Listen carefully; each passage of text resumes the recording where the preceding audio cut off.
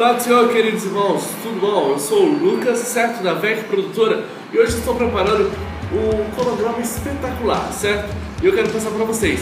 Nesse sábado, agora, na Igreja Batista Lagoinha, teremos o congresso Eu Escolhi Esperar, certo? Que começará por volta das 9 horas e terminará por volta das 5h30 da tarde. Eu conto com vocês lá, certo? Além disso, a Igreja Batista Trindade, nós teremos um filme espetacular que eu não posso nem estar mostrando isso, porque vocês vão estar assistindo na tarde lá conosco, para quem for, certo? E não esqueçam de curtir uma página muito bacana, que é Papai do Céu é o Foco, certo? Papai do Céu é o Foco.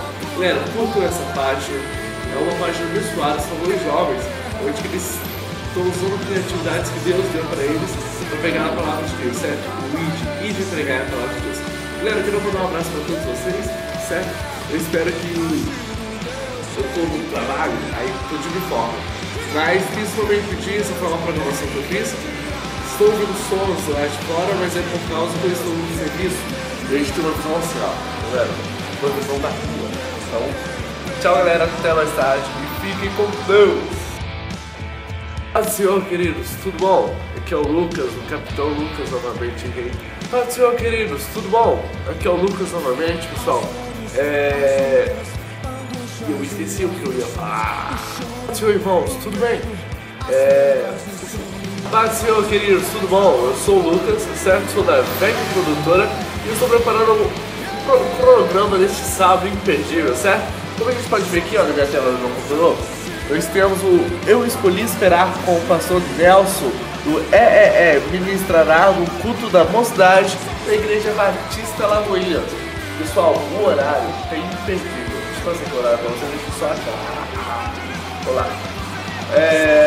Vai ser dia 25/1, nesse sábado, de 10 às 12 horas, a primeira parte.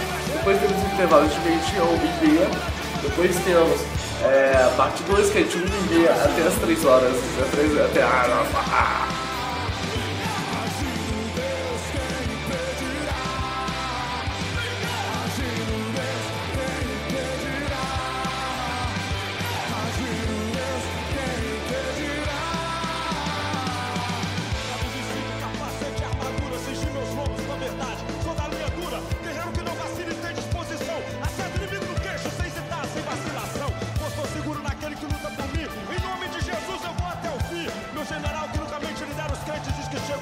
Agindo Deus, quem impedirá? Agindo Deus, quem impedirá?